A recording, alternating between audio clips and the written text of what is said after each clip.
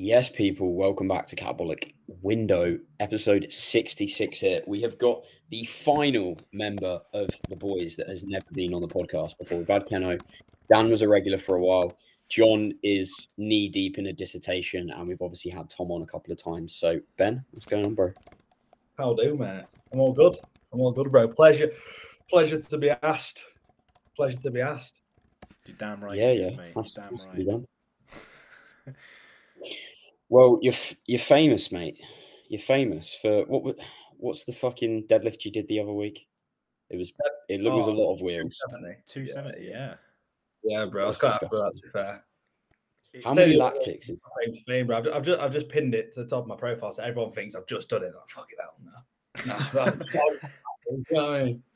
But, are you continuing to deadlift in current rotation? Is there a goal for 300? God no. I am wanting to try and pull 300 by end of the year.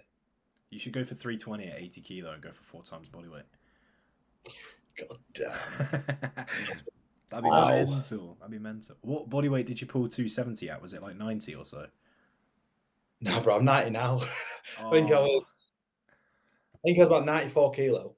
That's not far off 3 times body weight. Yeah, about 94 kilo, yeah. And it's a weird one because I don't even peak for it. I'm just like, yeah, do I feel good? All right, I'll send it. That is the peak, bro. What do you mean? No, as in like I didn't even it's not even like powerlifting style. Like, you know, like where you peak for a meet or anything like that, or peak for a testing. None of that, bro. I just go in and just see how I feel. Yeah, your peak is walking to the gym and having some cream of rice or something. More than that, bro. I was having like 5 cookies pre-gym just for a laugh. I was like, let's go. Well, that's one of the reasons that we wanted to get you on, mate, because you've got a very like carefree approach to training in terms of like, do I fucking enjoy it? Yeah, I'm gonna do it then. Cool. Yeah. That's literally the way I roll, bro. Like, I mean, now it's a bit more tailored because I've just jumped on with Pete just as a bit of accountability. But even then, like within training, it's like if I want to do something, I'll just do it. But I wouldn't be like a moron. Do you know what I mean? Like, so for the last 7 months, I've been self-coached, and it was more just because it was like I think it was about 2.5 years of just like solidly intense, like because I'd been with Reese Fit when I first started going into training and all that. Went on to AJ for a few months, and then moved to Tom. Big Tom Taylor, mate. So I was with Tom for about 14 months, and then I was just so burnt, like, and I think I was just literally like, you know what, I don't even enjoy this anymore, like training or eating or anything. Like, it's just boring, and I was like, fuck this, I'm just gonna do something else. So literally, bro, my approach was just send it, like, in everything. I just basically went in gym. I mean, I did something pretty stupid, to be fair. I left Tom at the end of a diet, and I just said to myself, right, I'm just going to get huge. Always a good choice. Always a good choice. Yeah, great choice. But no, I literally just said to myself, right, well, I'm going to make sure I don't miss training. I'm just going to make sure I go in 5 times a week on the split I enjoyed, which push pull legs up lower, and then literally just sent everything until like I could barely move, and then just made sure I ate enough food to keep the scale going up. That was it. Were you tracking your lifts at all, and were you like keeping the volume consistent, or just kind of auto-regulate? No, bro. No, I just literally just go in, and I had the same sort of structure. So for things like the deadlift or whatever, I was like, right, I deadlift second, and if I need to warm up more, I'll do like hypers before it, but like high rep sets or something. But like that was the sort of thing I'd do. So it's like I'd do like pull downs, hypers. Knew I did deadlifts, and I'd be like, right, what do I fancy? And I'd just make sure on the bigger movements that I sort of knew things like a T-bar. Everyone can remember in the adult weight they've done. And if I went on it and it just wasn't on, I'd be like, okay, well, I'll just blast myself on 50 and 20s. Mate, I think that's not a bad approach to have. I think a lot of people could learn off of that. But there's a few things, though, that some people like listening might not necessarily do that you would do. So let's say you were talking to someone who'd been training for like a year, and they want to do what you're doing, but they still want to make some decent progress, because you did clearly make some decent progress. What kind of things would you say that, you know, made it successful for you rather than just like going in and completely winging it? Well, just make sure you're intense with it, to be honest, because it was like, regardless, that's one thing I think I never let my foot off the gas with was, I think honestly, like Keno actually said this to me, and he was like, if I didn't train so intensely, I'd have just got fat, because the amount of food I was eating, like relative to what, say, I don't want to say a beginner, but someone who's like, say, I don't know, still getting used to the gym, like someone who still like needs, say, a coach to talk them through a lot of things.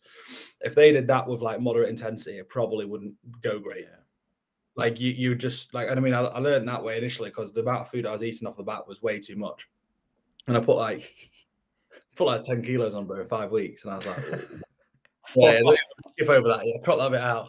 Yeah, I basically put that on. I remember, bro, I had like an intervention in Drew's kitchen, bro. I was there with my cookies, and I just had 4 pancakes after my pre-meal, and Drew was like, "Bro, do you think it's time to like maybe chill it out a little bit?" And I was like, "Yeah." So, that's so funny. But even from there, I didn't track. Like, I just literally said to myself, "Okay, well, let's." Because the thing is like, I know I talk about things like cookies and shit, but that was just like a one-off. Whenever I fancied them, like it was more like all my meals actually were pretty clean. I'd just bang like 200 grams of cream rice if I was starving, or like a whole box of Cocoa Pops or something. Like that was sort of the way I'd roll with it. So yeah, mate, 200-gram core. Can we hold up a sec? 200-gram core. Yeah, but I've never had an issue eating. Like appetite for me is always fine. So it's just one of them. How are you finding the diet then? You just like abusing semaglutide or what? Nah, but what it is, I've just and Pete's got me on 100 mega clen every day. Yeah. Okay, just like, so they don't even drop food, bro. To be fair, quite easy because I find with me anyway, I'm someone who, because I got to the reason why I went to Pete anyway was just because I fancied a bit of a change up. Obviously, I'm one of these people like where I think you stick with a coach, and then once you like, if you feel things getting dry, then you know it's like, and that's not like in disrespect to anyone that's coached me, because actually I've learned shit tons off each one of them. But when like you just sort of fancy a switch up, I was just like, okay, well, I feel like confident enough now to do my own training to a degree and stuff like that. I just need someone for accountability at this point, because the diet was just stupid. Like I was just getting to a point where, because work was getting really busy, I was sometimes finding myself eating like 2 meals, and I was like, bro, you need to sort this out. Like I don't know how I was still getting stronger. Eating 2 meals sometimes, bro, is wild. Mate, I think, you know, kind of bring things back a bit, like when you were touching on like the reason that it was so productive is because you kept that intensity. I think, and I'm sure we're all coaches, so I'm sure you've seen it. You take someone, you give them a logbook, and you say progress this lift, and their intensity just goes up and up and up because they start nowhere near. And then they start going like, oh, you know, I have to beat this each time, and then their intensity comes up. Whereas I think the thing that a lot of people miss with like not logbooking, and you see a pushback more nowadays of people being like, oh, you don't have to logbook. The people saying that are the ones who have that. They have that intensity. They've logbooked for a while. Like either of us three going off the logbook isn't as much of a concern as someone who's like in their first 2 years of training, because we know what a set should be. Do you know what I mean? It's like, you know, when you've rinsed your upper back enough to be like, yeah, that's fine. You know what I mean? Yeah, it's yeah. I think it helps as well being at Flex, because obviously I train with Keno and Drew all the time, and like if like I remember there was a patch where I was just like fucked. I was just like, what do I do? And I literally just said to Drew, like, bro, I'm just going to jump on your split for like a month, and we did, because I just was like, I need to get a kick up the arse again, and I was like, I want a bit of like, I said to him like, I'm not necessarily bothered about what the split is, let's just do it. So every day I went to the gym like as a free. So it's like, I think as well, when you've got the self-awareness to recognize that you're slipping a little bit, you know, okay. And that's like, at the end, the second round was now when I was like, right, Pete, just sort me out. Because I did the first like 8 kilos of this diet. I finished at like 101. And then the first like 8 kilos by myself in like 3 weeks, I just killed myself pretty much because I had Portugal. Yeah. Fuck. Yeah, man, I was just like, yeah, that'll do. And then Portugal came back, and I've just literally, I don't want to say not got back on it, because my weight I actually dropped 1 kilo over the course of like 3 weeks but it was one of them, because work's just getting so busy, I was like neglecting everything to do with mine, and then I was like, I need to fucking get back in it, because otherwise your head starts to go, like when you start looking in the mirror, you're like, I look like shit, but I've got X, Y, and Z to do. It's like, rather I need to go cook my meals quickly, like it's, yeah. So I was like, I need to get back on that, which we have done. So it's all right. Class, mate. How are you finding working with Pete so far, compared to the other coaches? I don't know what we want to say. Yeah, to be fair, like, like there's pros and cons to them all. Like, because with Reese, it was my first coach anyway, so that was just an intro to bodybuilding. Like one thing that he taught me was just stupid intensity, as we know. You know what I mean? It's one of them where like I mean, I said it to everyone. So I was like, "Oh, you got one more? Like, stop being a pussy." And it's like he was the first person to just tell me, like, "Bro, what are you doing?" And I was like, "Okay, yeah, what am I doing?" Like, all right, I'll do more. So she was just like going for it ever since. And then I think, well, with AJ was very, very direct. Like, he probably took me through a most successful fat loss phase because I think I pulled like it was like 11 kilos off in like 7 weeks. And at that point, I wasn't overly well muscled either because it was still like 2.5 years ago. So that was quite good.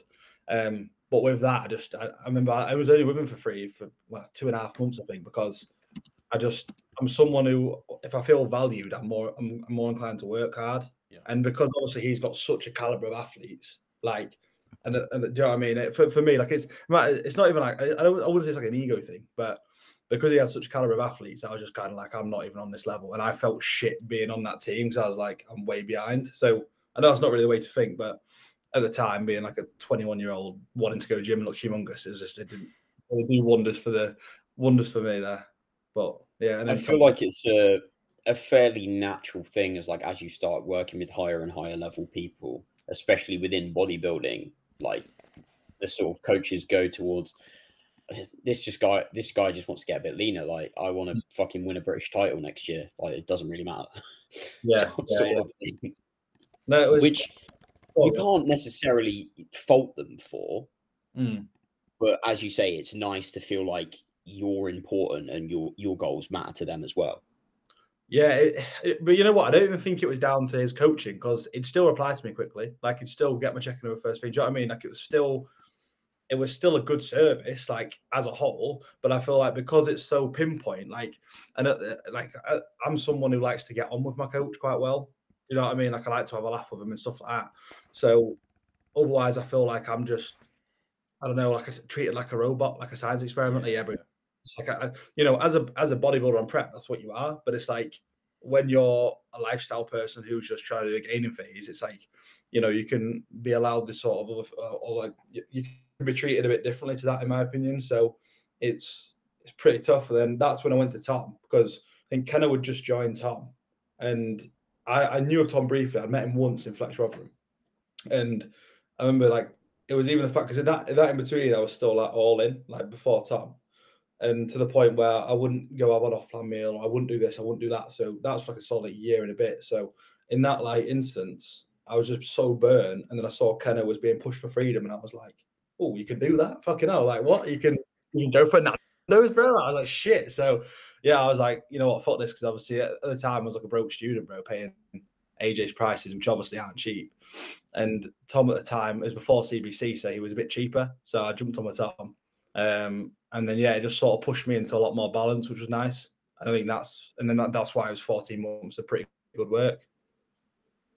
Mate, I think that highlights a very good point, though. Like, obviously, this is like unrelated to AJ or Tom as people. It's all to do with like how well they fit you. But you've got the all-in approach that you had for 2.5 months. And so you got 2.5 months of like all-in progress versus you had way more consistency, but kind of a bit more balanced. And you did that for 14 months.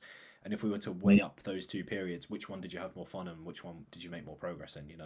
I think that's a good story to tell people, because I think ultimately, and like you've seen it yourself, like you've probably made a disgusting amount of progress since kind of self-coaching and following what you want to do compared to anything else that you've done, because you've done it for longer, and ultimately that consistency applied for that long does generate a lot of results. Yeah, no, hands down. I think it's a bit of a bizarre one, because I remember at the time, bro, like Tom at the time would just say yes a lot, which, like, I thought was like, whoa, like, fucking hell, bro, you're not even questioning me. Like, I'm asking to go for 5 guys 3 nights in a row. Do you know what I mean? Sometimes it just laugh and I'd be like, yeah, sound. But it was one of them, I think, because this is the thing, is at that point anyway, I was my heaviest I've ever been, which was 107. Which is, yeah, quite a big, pretty 107 it was as well. Mate, I love when you post those. Bro, it was pretty in a black tracksuit, but the moment I got in boxes, your boy had cellulite, mate. It was wild. Yeah, man, it was heavy duty. I had fat stores. I didn't even think you could store it.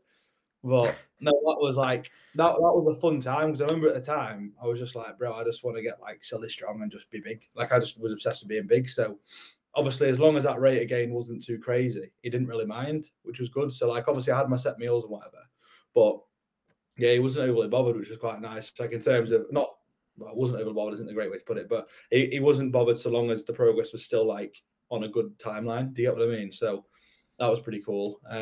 Yeah, and then literally just from there, I went into being self-coach, and then now literally 2 weeks ago, jumped on my feet, or a week and a half ago. Yeah, like at the end of the day, you can, as a client, you can do whatever the fuck you want, but you've got to understand if you don't listen to your coach and really take the piss, then that's obviously not going to work. Whereas there's some things that you can have a little bit of a leeway with, and I'm sure there was a conversation there of like, okay, this is the impact that that's going to have. Are you happy with that sort of thing? Yeah, I think to be fair, like he knew that I had like a fairly okay understanding anyway. Do you know what I mean? So I think with that, he probably like that, because you're still with him, aren't you, Jack? Yeah. Still with, yeah. Like I bet he's probably similar to you, because you have a good idea of what you're doing anyway. Yeah. So it's more you just basically get the nod of like, yeah, it's a good idea. Like, go for it. Do you know what I mean? Yeah. Like, you know, it's sort of, he knows more so that like if you're doing it, it's justified for a reason. So obviously I'm coming to the back end of a push up now, and we've got a diet coming up in 3 weeks, and I had like 3 events on last week that were social, so we're 3 untracked events, and his check-in was like, you know what, mate, I'm glad that you're doing this, it's good to see you, you know, being a bit more social, and like, obviously you got the diet coming up, and then these events are going to be a bit more sparse, and like, yeah, you pretty much do get like the nod of approval. I don't think he's ever really said to peel it back, but we've never really been in that position. But yeah, he is quite good at like, you know. I think it's because like if you ask something that isn't stupid, yeah, it's more often than not, like in my opinion as a coach, you should be like saying yes, or at least like explaining what the repercussions going to be. But obviously the difference is if you ask him, he hasn't got to really explain the repercussion to you, because you know you're going to see his back. Do you know what I mean, or something like that. So it's not overly deep at that point, I think. But yeah, I'm quite, I don't want to say like relaxed, because when I am like on it, I'm on it. Like even now it's like meal plans and steps and shit like that. I don't mind, because I kind of low key thrive off that. But I feel like that's why I sort of need to jump back on, I think, because everything was just getting like heavy in terms of workload. I was like, okay, now I'm really just fucking myself off. Do you know what I mean? And I was like, yeah. Like now I need to pull it back in, because I need to be forced to make time for my own things, or else my rig will just look like a ice cream, bro. Mate, that's the exact reason that I signed on with Tom. Was like, when I was talking to him, I was like, yeah, the business is doing great, but it's coming at the cost of myself. And like, when you're forced once a week by someone to sit down, obviously you're not like forced, but you get what I mean. Like when you're paying someone to sit you down once a week and go, right, how was your physique progress? You're forced to be like, oh, okay, like I guess I will pay more attention to this and I will manage this, and like, because he's a coach himself, it does help. And I'm sure it's the same with Pete, where you're talking to him being like, oh, I've got all this coaching work going on. He's able to understand and apply it. And when you see someone like Pete who's making progress but also growing an insane business, there's a lot of trust there that he knows what he's on about. You know, if he was like a retired athlete and just not training, you'd be a little bit iffy. Or equally, if he had like 2 clients, you'd also be a little bit iffy. Yeah, because it's a case of who can you relate to. Do you know what I mean? And the thing is, if you can relate to them to some degree, whether that is through work or, you know, like humor or whatever it is, like, I would say to everyone, like, because I've got a couple of lads under me that have started coaching, and they're sort of talking about how to grow stuff, and I'm just like, bro, you just got to be yourself, and you'll catch eyes of someone for your own personality anyway. So I feel like when you gel with that person anyway as like a human, then you're going to take them on. Then you're going to consider him anyway for coaching. Sorry. Yeah. If you're looking for one, obviously. A lot of the top coaches are probably going to do similar stuff, and a lot of them are probably going to have similar education. It is literally just like, who do you want to talk to the most? Because whoever you want to, like, you don't want to be being held accountable to someone that you don't like, because you're just not going to listen to them. Like, what you need to, it literally is, I can't get my fucking words out, bruv. It's literally just about like who you want to talk to, who do you want to be a WhatsApp away, and who do you want to hear from weekly about your own progress, and who are you going to listen to. Yeah, because realistically, I think if you look at someone whose business is doing well, for the most part, their services are all pretty top notch. Do you know what I mean? In terms of you'll get a response within 10 minutes to messages and shit. Do you know what I mean? Anytime, and it's that kind of thing. So it's literally a case of, if you throw them all into one pool, it's like, which one stands out and why? And it's like the only thing that separates them all is their own personality, unless you talk top level with like drug protocols and shit like that. Do you know what I mean? Yeah. So it's like it's one of them where I just look at it and I just think, you know, if you gel with that person, you're going to work well with them anyway. Because I don't really feel like I need a crazy amount of guidance. I just need to be told what to do, how much to eat of what, and then go train this on that day. Yeah, sound. Do you know what I mean? It's just, it works well. And it also takes the thought process out of it for you as well, because you're like, right, I'm really fucking busy, and I can't be asked to think about all of this shit. Somebody else just sort it for me.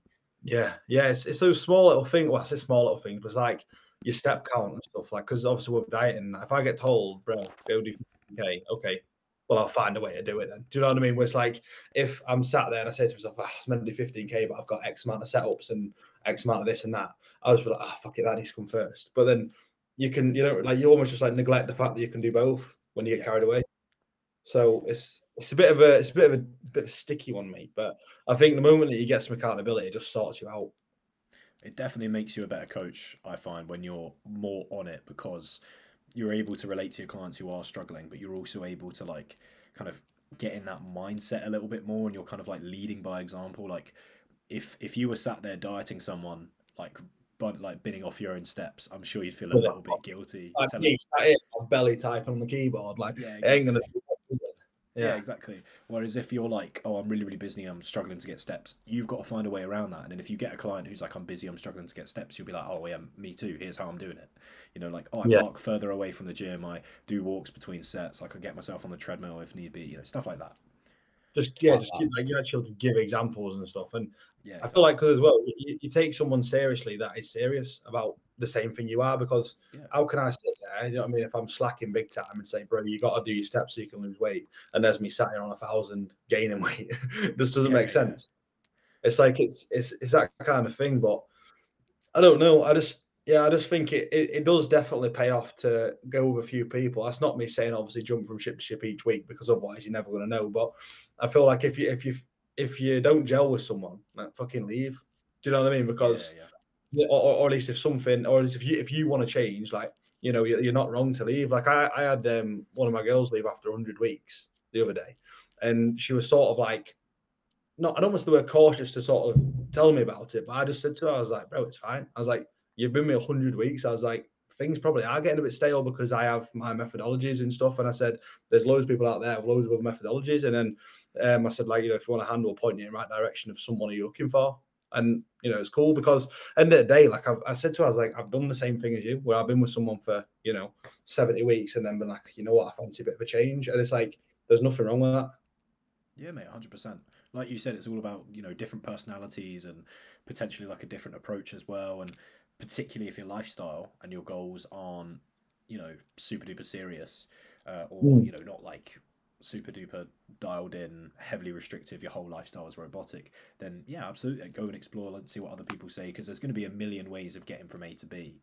The further apart A and B are, maybe the less so there is, but like, you know, if your goals are just to get like in serious shape and be somewhat of a weapon, there's going to be a lot of coaches out there who can do that for you. Help, yeah. But then on flip side, I had someone before, like after I think it's after about 8 weeks, he left, and then because he said he fancied to change up, we spoke about coaches to go to, and he went to this lad, and then within 2 weeks he messaged me and he was like, bro, can I come back? I was like, yeah. but you know what I mean?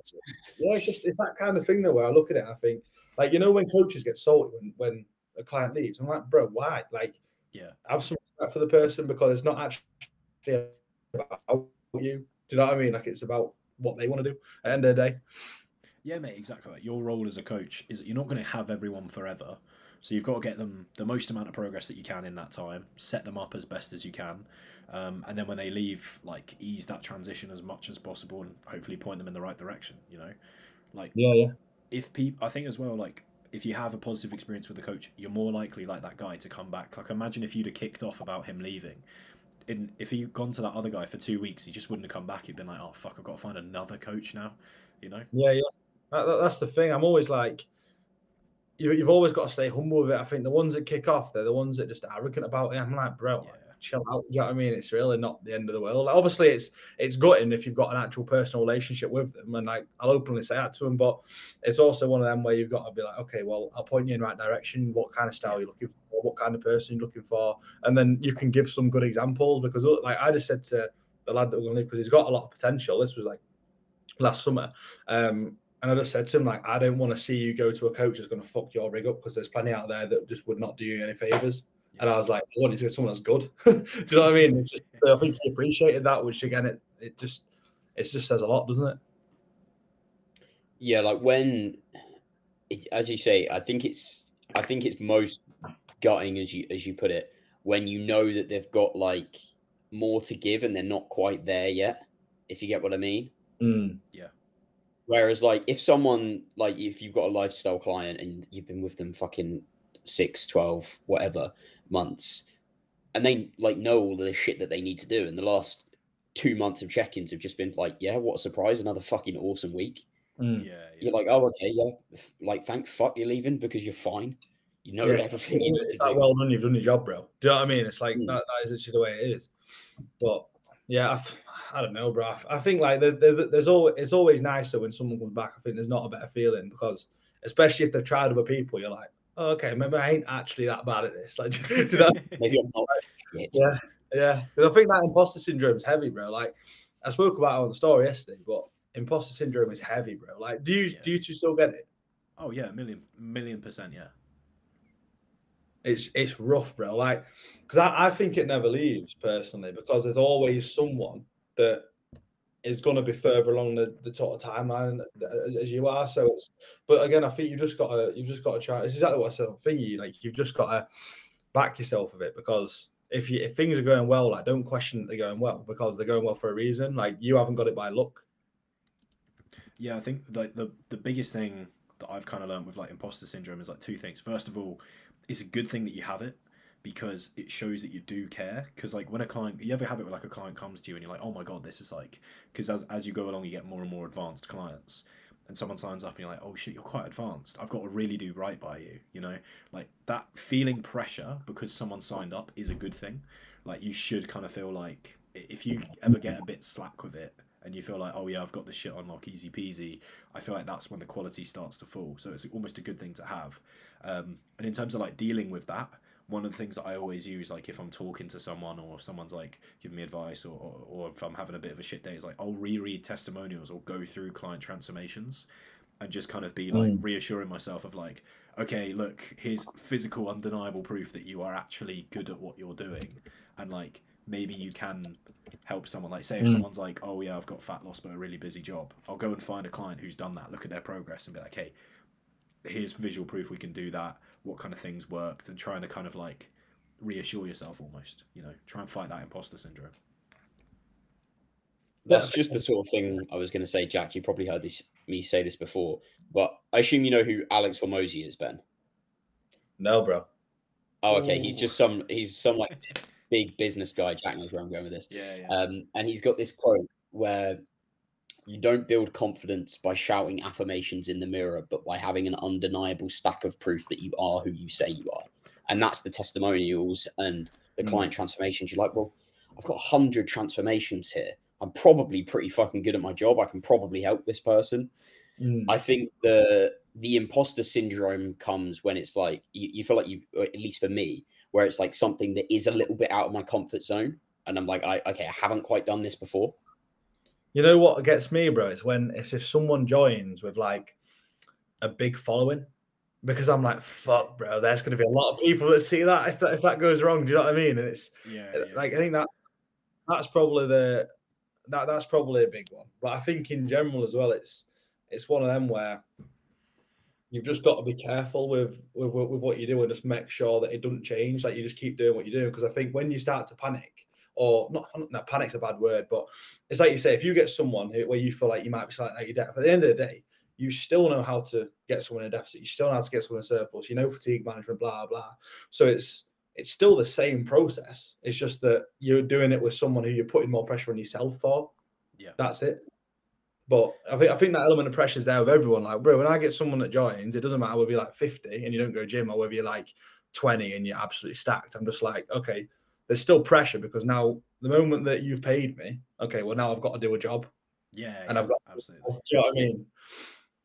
Yeah, I still get like that little feeling of pressure, like when you know someone's like had a little bit of a rough week and it comes to check-in, and you're kind of like holding your breath while you're like seeing the check-in sheet, and you're like, has it worked out this week? Have we been able to manage those untracked events? Or like, how are you feeling? Are you feeling all right? And then you see the check and you're like, okay, things are good. We're all good.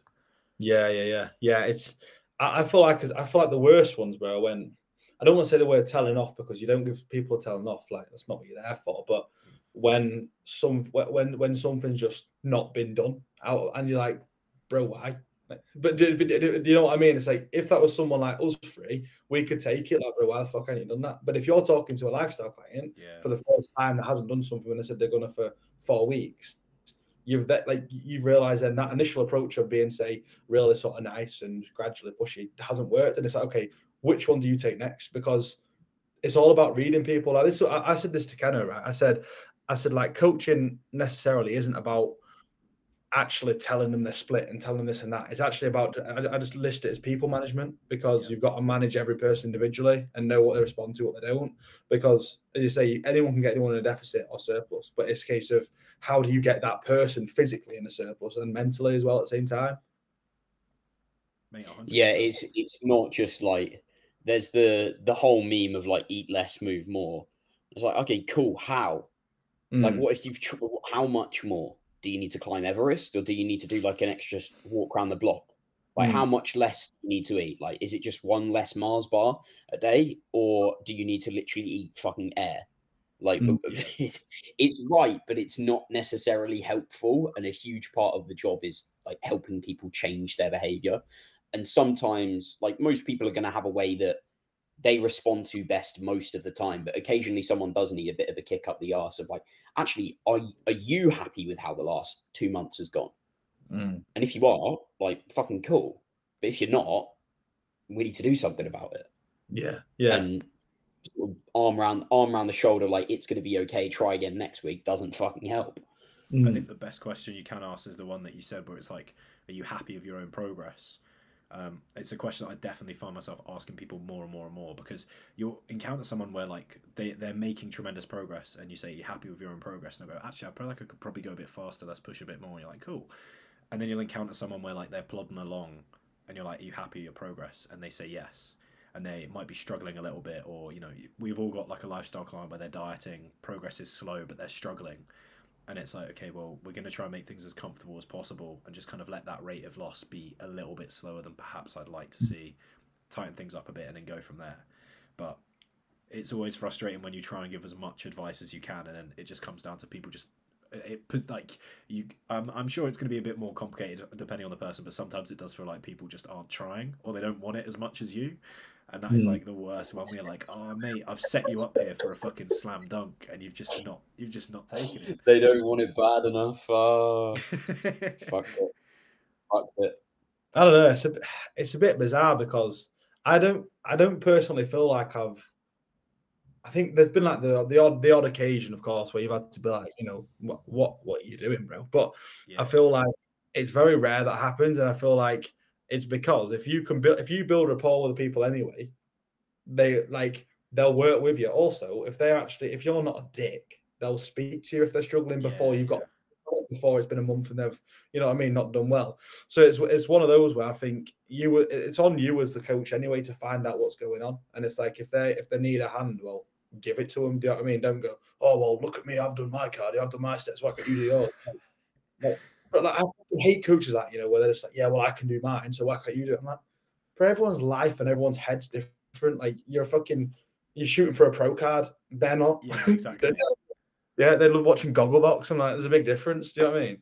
Mate, like exactly. Like whenever, have you ever trained with clients and then maybe they feel a little bit like disheartened or they're trying to compare to you? Like people, if a client ever kind of like pops up to my story and goes like, oh, I really want to do this, I'll be like, remember that I do this for a living. Like this is a really, really, really unfair comparison. If I went to your day job and just kind of did like a couple of hours there, I'd be absolutely shit and you'd rinse me. Like don't try and put yourself down and compare. I'll rinse you anyway, mate, don't worry. Like similar for like, you see people like comparing themselves to like the young IFBB pros at their age, and they're like, oh man, why can I be like this? And it's like, well, first of all, like genetics and all that, but like this is literally their job. Like what's your job? You work in an office. Like lifting is not your job, it's not your main source of income. So these guys are going to outdo you because it's their source of income, or it's tied to their source of income. So any coach that's sat there being like, oh, I get this done, you can't really say that if coaching is your main source of income. Like, sure, if you're working an office job, maybe it's like a pretty decent example to use if they're also in a similar example. But if you're like, oh yeah, I've done, 10 check-ins today and I've had time to do my cardio, and it's like, well, yeah, because they're fucking working like 60 hours a week and you've worked like 20. Yeah, relatively, like it's the same challenge for, say, a typical Gen Pop person to do 3 sessions a week and not go over by their calories by a fucking 1,000 on a day-to-day basis, as it is for like a serious bodybuilder to do their 5 sessions, to do their 12K steps, to do half an hour's cardio every single morning and still do their job. It's just the challenge just changes over time. Yeah. Like if you two's first week in the gym, if I was to like, right, this is your program, you're going to do exactly what you're doing now 5 years later, you're like, what the fuck even is this exercise? I don't know how to do it. Yeah. Mate, I wasn't training anywhere near failure first in the gym. I was just like happy to be there. For me, it was just like, you were there in your lifting gloves, mate. Like, oh, I'm so cool. Mate, exactly. Trying to like doing Monday, Wednesday, Friday, for me, the goal was just trying not to train arms for a session. Like, that was literally it. Just try and train anything other than arms. We just didn't even take a rest day, bro. We were just going all the time. Like, we literally, that was like our thing. And then we'd play rugby. I had rugby on a Monday, which is like, that was the only day sometimes we were forced to take off. We had to travel for training. And then we had rugby again on a Wednesday for clubs so we could train before rugby. And then we had a game on a Sunday and we'd train after the game. It's like, it was just one of those, because that's all we did, I think, because it's like quite a tiny town and there was just a few of us that just like to go into the gym. So we'd always just go every single day after school and then after like rugby and whatever. But we just used to go in and we'd train everything to failure but legs. And then one of the boys would walk in, they'd be like, oh, you're benching? Yeah, go on and sound. Mate, I'd go in chest, back, delts, legs, arms, and just repeat. Like through the whole week. I'd just go in and be like, right, okay, what chest press machines have we got? Okay, we got machine chest press. We've got 2 pec decks, so I'll do both of those. I'll do cable flies upwards and downwards. And mate, fuck my life. It was all shocking. I was like, why am I not big? I'm doing a bro split. What's going on? Mate, those early days of training are so funny, honestly. Like, I feel like everyone to an extent kind of has to go through that, like, just lifting for pure enjoyment and just learning to kind of like enjoy the process before then kind of, I think too many people, I get messages from people that will literally be like brand new to the gym. It's always Europe. Anyone like European, it's crazy. They'll get into the gym and then be like, what should a first cycle be? What do you think of my testosterone levels? They'll like run bloods like their first week in the gym. And I'm like, bro, what is happening? Like, do you even enjoy training that much? They'll be like, oh yeah, dedication, not motivation. I'll be like, it sounds like you don't enjoy anything here. Like, fuck dedication. You sound like you are holding yourself hostage. Like, go eat a brownie, bro. Do you know what I mean? Chill out, mate. Yeah, literally. Oh, mate, fucking love brownies. All right. And that goes back to what you were saying earlier about how like you were so on it for so long, and then you would just burn out. Like, that's what will happen. They'll be burnt out because they didn't have those years where, yes, they were doing stupid shit. I mean, arguably, you don't need to do it for years to know it's stupid, but you need to have that time where you just fucking enjoy training, and that's what most of your session should be. You shouldn't feel like you're forcing yourself the whole time. Yeah, that's like, if I just hate when people are all like, when you see a coach and then every client's on the same split. I'm like, yeah, literally. Do they enjoy that, bro? Like, and it's the same split that they do. Yeah, and funnily enough, everyone's on legs on Monday. Everyone's on push on Tuesday. The whole story you flick through is like the same names, but just on the same session. I'm like, bro, is there any of this individual? Like, what's going on here? Do you know what I mean? Mate, but literally. Sophie, if you don't enjoy it, like, literally, what's the point? Because otherwise, like, don't get me wrong, I think it's a little bit different when it's a little bit different in certain situations, because things like in weight loss, you probably do not want to go to the gym at times. I think, especially say if you're on the like bigger side, like bigger side, and you're just starting out, it's not even just about the physical, it's like the mental side of it. Like, you might not want to go to the gym for anxiety or anything like that. So it's like, how do you work around that? You don't just say, bro, go do your session, because they might need a 10-minute conversation first to get them in a good frame of mind and stuff. And it's like that. I think that's where I'm like, coaching is people management, because everyone could have the same, everyone could do this, but then half of them would fuck it off because they don't want to do it. And then you've got all these other people, and they might enjoy it. Some might set everything up wrong. And it's like, you've got to manage every single person to get the best at that same split, if that's what you were to do.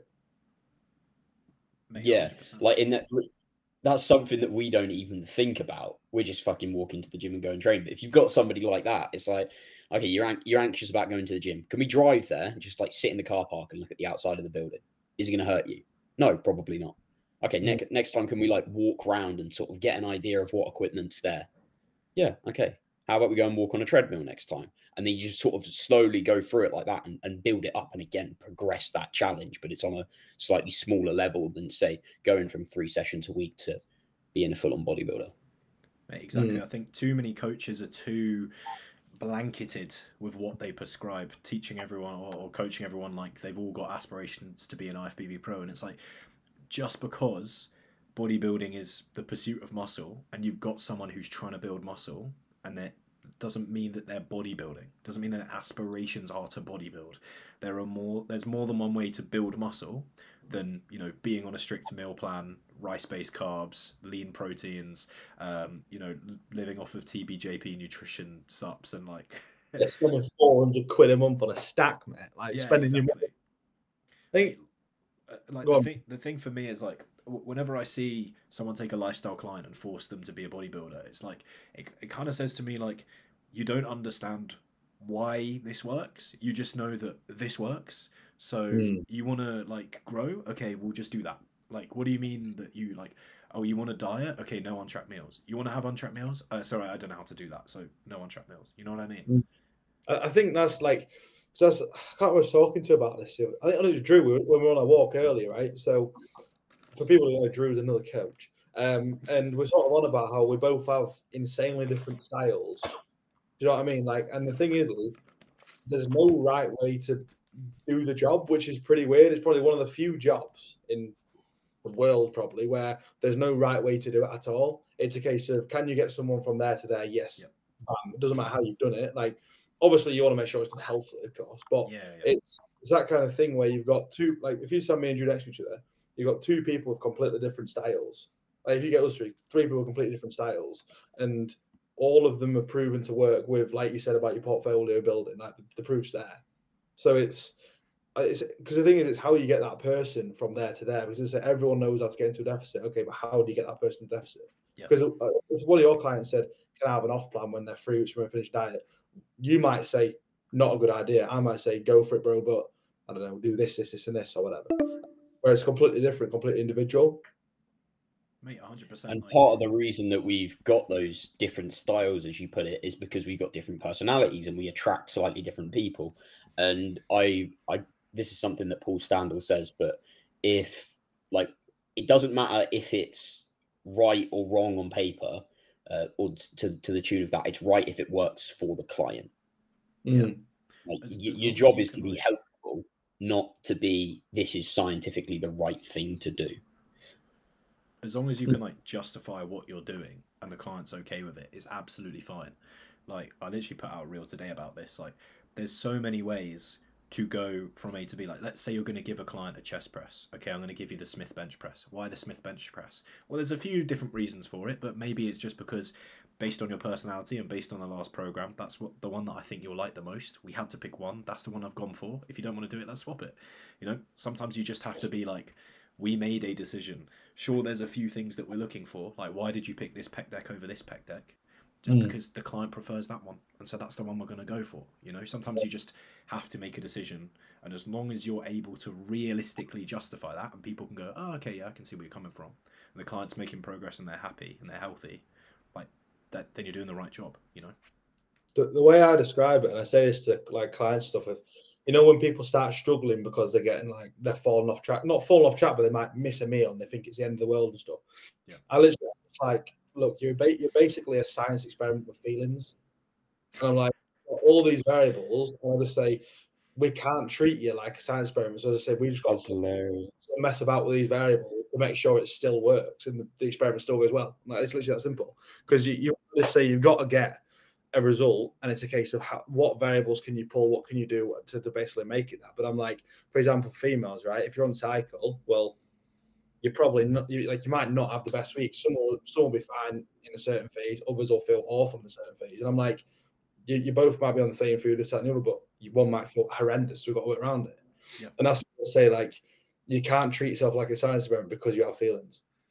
Mate, 100%. Like, I've used this analogy before, but I was like, if I took you in a leg day, and I gave you a grand before the leg day, you know, that's going to change how you do the leg day versus if I took you on a leg day and I shot your dog in front of you. Like, there's going to be some very different outcomes for that leg day, right? So pretty good, yeah. Pretty good. Like, and that's the thing. Like, I always say to people, if you think it's not relevant to coaching, it's still worth bringing up. Like, oh, I got a promotion, or this is going on, or, you know, I've had this kind of day. It's still worth knowing. If you've got someone who's like, I want to diet harsh, and then they get like sacked off from their job, okay, maybe we should ease off with the diet because there's a few things going on, you know, or maybe the diet for them is going to be a nice escape. Like, literally, Ben, like you said, mate, it's just managing people and knowing how they're going to react and respond and what's going to be the best case. Yeah.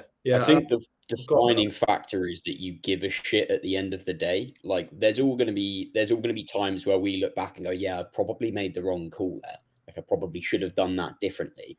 But if you give a shit about the people that you're working with, there's going to be far less of those. You're not going to put someone on stupid food just because you're like, oh yeah, I want to get a transformation faster, and I don't even fucking know who their name is, so, you know, whatever.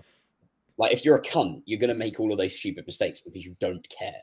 Yeah, you just do it because you're like, yeah, that'll work. You don't really think about the rest. But I think if you actually, as you said, care about the client anyway, realistically, in my opinion, you should have some sort of relationship with them within a week. Like, to the point where they feel comfortable to come. I mean, they should feel comfortable really to come chat to you because they've applied with you. So otherwise, 9 times out of 10, they wouldn't have applied with you. So your job is to, number one, make sure you've got a relationship with them, and then they can tell you anything, and then they're not stressing. And that way, then you can work around it pretty quickly. But I think it's like, I think if you don't have that relationship with them, then that's when you start making stupid mistakes because you don't know what their job is. Like, you put them on 20k steps when they're working 12-hour night shifts. Well, do you know what I mean? It's that kind of thing where if you don't know what the day looks like, you don't know how they're feeling, all this kind of thing. You're like, you know, you don't know their previous eating history, maybe all these little things that they asked about because you're not bothered. Then, well, guess what? You're probably going to make a shit ton of mistakes because you're not listening.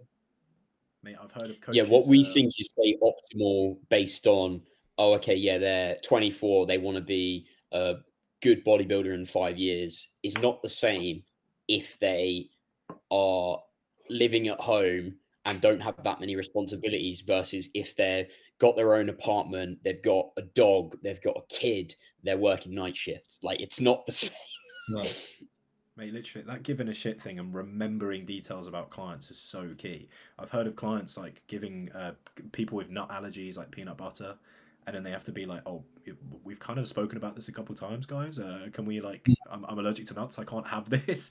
You know, like, remembering those small things, it's like, it's very clear you don't care about the client. And the thing is, like, in this industry, there's a lot of focus on visual results, but realistically, the total result and like how that client reacts and feels. Like, if you are a shit coach and you do a shit job of that client's going to go around and tell people and be like, this is terrible, I had a negative experience. And they'll go to a better coach, have a good experience, stay on for longer, and then tell people that it's a good experience. Like, if anything, they'll push your name more for being the better one. Yeah, exactly.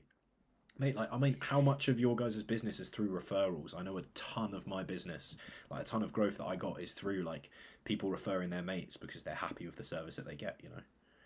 Like, 100%.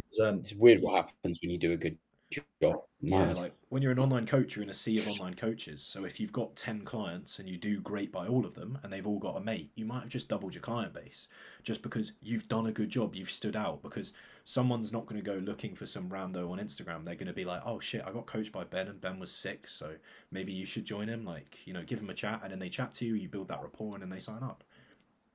Yeah, it's like blending like your quality of work, because the thing is, you're not selling something essentially because you sell it with the quality of your work, and then the finishing touch is almost like sales to a degree. It's quite bizarre, like how it's kind of blended together. But I think if you do a good job anyway, you don't really have to sell it too much. Yeah, mate, 100%. Like, your best marketing is literally how good of a coach you are. Because if you have a client and you are a good coach, you do well, they're going to walk around singing your praises. They're going to look be like visual marketing, and you can just like you know, they'll go and refer people out and they'll stay on for ages, and you've secured yourself a long-term client. Like, it doesn't, if you're the best salesman in the world but a shit coach, you're not going to get fucking anywhere, because word will travel. You'll get people that like come and then leave. No one's making any progress.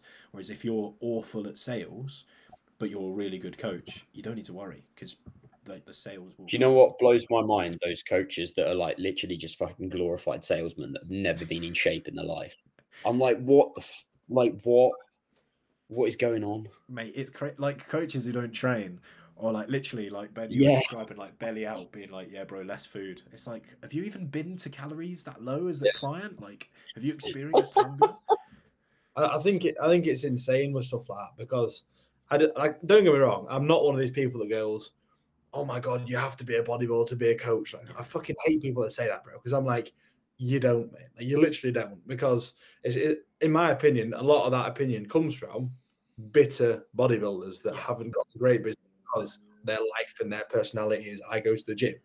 And when it comes around to that side, you can be a good coach, but you can't be a shit coach and a good. Anyway, you can be a good bodybuilder, but you can't be a good coach at the same time if you know shit. Yeah, at the minimum, I think you need to have done the thing that you're helping people with, or have helped a fuck ton of people do that thing, preferably both. Yeah. I think retention says a lot, to be fair. Like, you know, when you see these people that, yeah, they might bang loads of sign-ups, but then you also hear that loads of people are leaving. It's like, well, why are they not staying? There's something falling there where they're not staying.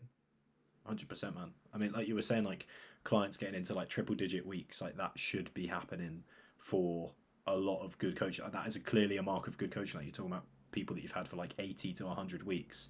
That tells you pretty much most of the things that you need to know about a coach, because you can't retain a client if they're not doing well. So if someone's happy to stay on that long, odds are they're not the only one, and odds are there's a fucking reason for it. Yeah, I think it does say a lot when people do work and stuff, because when you've got someone who, I think, especially when you see the transformations where you're like, holy fuck, that's not the same person. I think that's when it's like, okay, and don't get me wrong, like sometimes you get a dream client that comes along and they're ready to go. Like, they're literally like, I had a lad join me a while back. It was called Steezy, mate, proper good lad, and he was sitting at about, I think he sat at 148 kilo, right? Quite a big guy at the time. And I remember he was, but the thing is initially you'd look at that and you might think that's going to be a lot of mental work. But he literally came to me and was like, bro, I'm fed up. And mate, from day one, just followed everything and just lost so much weight so quick. And I was like, fair, because it's when you get those big transformations, I think it's even cooler when you see them go from one headspace to the other at the end of it. And it's like, yeah, fair play. That's not just I've lost weight. That's like, yeah, I've got my confidence back. I feel better. I'm healthier. Oh, for sure, man. It's a big deal. I've got to shoot because I've got a console call, but I'll let you boys wrap this one up. Ben, thank you very much for coming on, bro. We'll see you in, what is it, like a month when we got the Airbnb. Good, I'll see you in Gaines house, bro. Catch you later, boys. All right, bro. Thank you for coming on. For anyone who doesn't know where to find you, where can they get access to your coaching? IG, bro. BenXHenson is the one. Nice. And yeah, well, obviously we're meeting up in whenever the fuck and wherever the fuck we're going. I literally like haven't looked at the details, but I sent the payment across to Luke. June the 1st or the 3rd, I think it is. I know Luke booked it, didn't he? Mate, that'll be class. House full of people eating cream of rice and chicken. Oh yeah. So, thanks so much for joining, mate. It's been class. For anyone listening, give Ben a follow. Absolutely amazing coach. Both me and Luke are close mates with him, and we can personally vouch for him as much value as that carries from either one of us. Thank you for your time, mate. Best of luck, and yeah, have a good one.